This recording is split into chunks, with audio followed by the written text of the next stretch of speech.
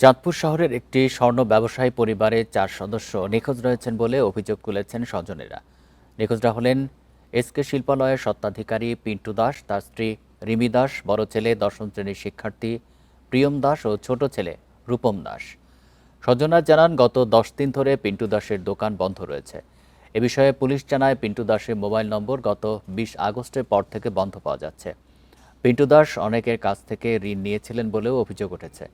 প্রাথমিকভাবে ধারণা, ঋণের বোঝা থেকে বাঁচতে তিনি সপরিবারে আত্মগোপনে রয়েছেন। এ নিয়ে তদন্ত করা হচ্ছে বলে জানিয়েছে পুলিশ।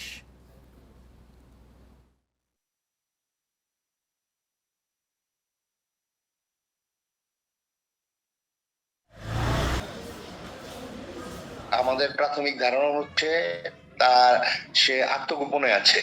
আমরা এই বিষয়ে তার বিষয়ে আরো খোঁজ খবর নিচ্ছি, ট্রেস করার জন্য আমরা সর্বোচ্চ চেষ্টা করছি। আশা করছি দ্রুতই আপনাদের জানাতে পারবো তার লোকেশন কোথায় আছে না আছে।